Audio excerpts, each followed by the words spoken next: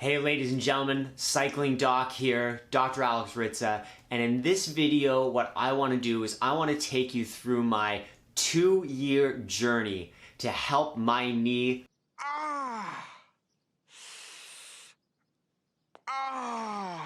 stop hurting when I'm on the bike. The purpose of this video is for anybody out there that's had knee pain on the bike or that wants to make sure that they don't have knee pain that stops them from riding, because it effing sucks. And this video we're going to talk about my journey, what you should do that I did not. Whenever I'm about to do something, I think, would an idiot do that? And if they would, I do not do that thing. To make sure that you don't have this problem, to make sure that it goes away faster, and to make sure that this is something that you do not have to worry about.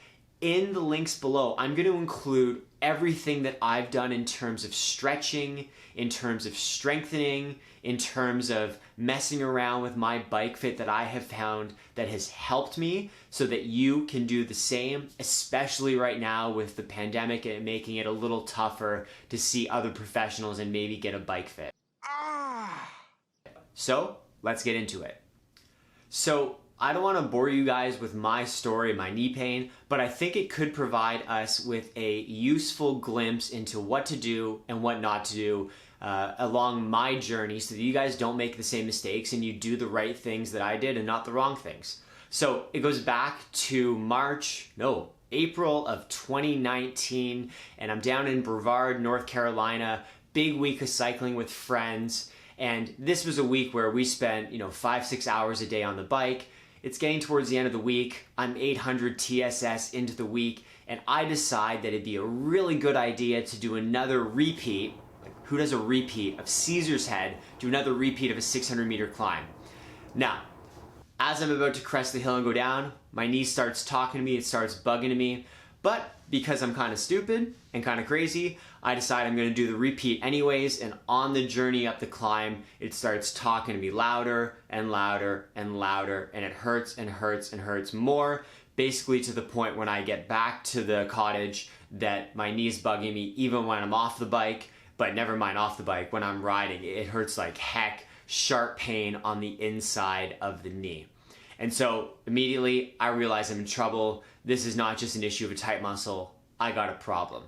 And so this is going to be our first thing that you do not want to do if you have a knee problem. If you start to feel your knee talking to you, stop, get off the bike, go home. If it's not better with like a little stretch on the roadside or a little shake or shimmy of the knee, time to cut the ride short and make sure you don't compound it like I did.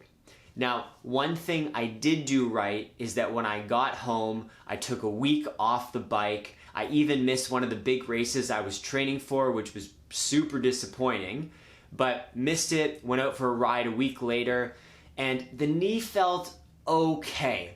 It was a bit of a harder ride, 100K with a 40K loop where it's basically a race, and this is what I would not do again if I were you. If you're gonna get back after, say, a week or 2 off, when your knee's not bugging you off of the bike, when maybe you've done a light spin on the trainer or a light ride around the neighborhood, make sure that you start off low and slow intensity and slowly ramp things up, and you shouldn't have any pain, you shouldn't have any discomfort, and slowly ramp things up over the next 1 to 2 weeks. Smarty Pants over here did not. He went for a full out ride, full out race, and my knee, it kept talking to me. And it kept talking to me in this same fashion where I would go see my chiropractor, I would do the stretches, I would do the rehab, and I would be able to ride, and I kept riding, which was good for my mental and my physical health, kept me happy because I'm grumpy when I'm not on the bike. But I was able to limp along like this basically for a year, where it never quite stopped me from riding, but I was never able to push myself as much as I could.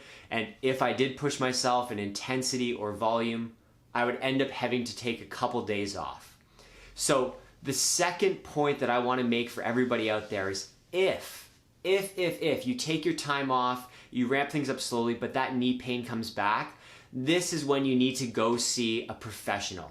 And the professional that you should see is somebody in your local neighborhood that you trust, that other cyclists see. If it was in Toronto, I hope it's me. But if not, you want to see a physiotherapist or a chiropractor or maybe a sports medicine doctor, but you probably want to see a manual therapist. And what you want them to do is tell you, do I have an underlying injury and a problem, or do I have an issue just of repetitive strain? Do I have an issue of repetitive strain, meaning a symptom, a signal from the body telling me that, okay, something's wrong here. It's not a full-blown injury, but you better watch yourself. And the examination should be able to do that. Is there a really significant irritation of one of the joints, the meniscus, a ligament, or is it just a tight muscle that's causing some very mild symptoms?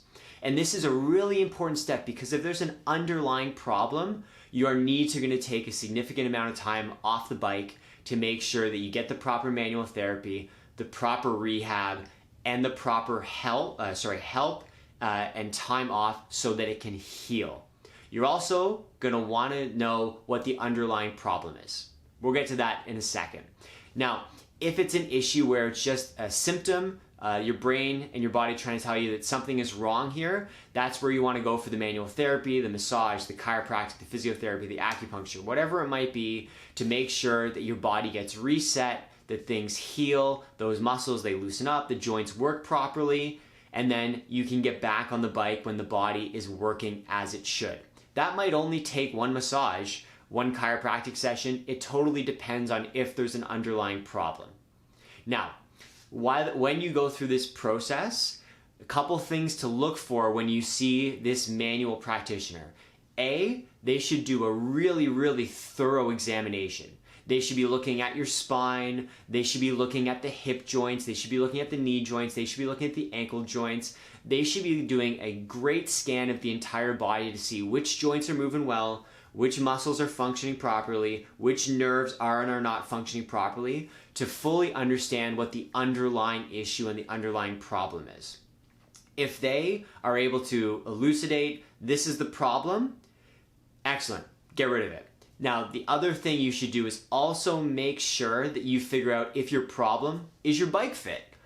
This is something that I think is non-negotiable for all cyclists. Go get a bike fit. It is so, so important. In my experience, almost all issues with the knee are bike fit related, and the ones that are not bike fit related are bike fit related plus a problem underlying in the body. So we talked about taking some time off. Make sure you get checked by a really good manual therapist to understand what the underlying problem is, and make sure that you get a bike fit. Now, this is where I made my fatal mistake. I was not able to, and my chiropractor and the other chiropractors and everybody I saw was not able to figure out what the underlying problem is that kept causing this issue. I went for 2 or 3 bike fits, and every time I went for a fit, it would help a little bit, but it never fully went away. And so what ended up being my solution, which pretty much took a year and a half of on and off knee pain, was tinkering away at home.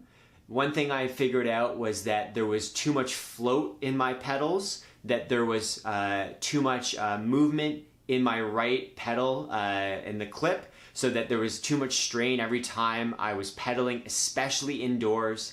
And I also found that on my end, my trainer inside was a little lopsided just because the way that the flooring or the concrete was laid. These are 2 things that I would 100% look at.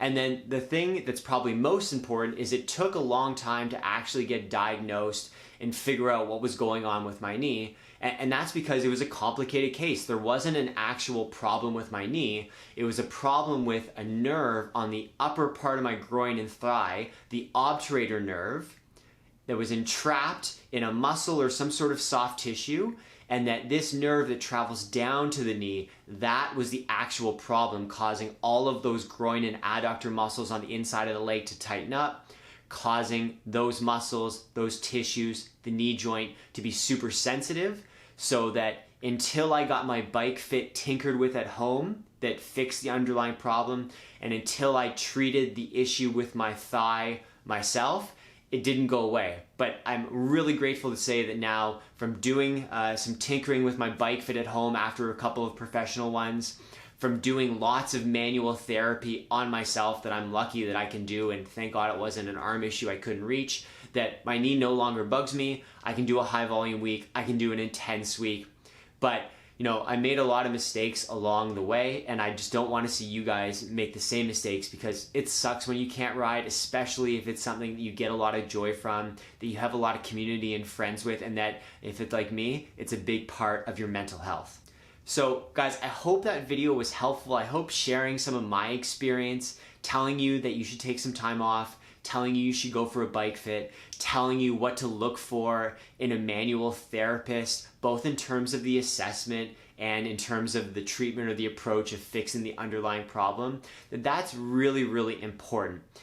So thank you guys for watching. Give it a thumbs up. Make sure you subscribe for more biking content, all about keeping you healthy on the bike, faster on the bike, and making sure that you keep having fun. Take care, guys.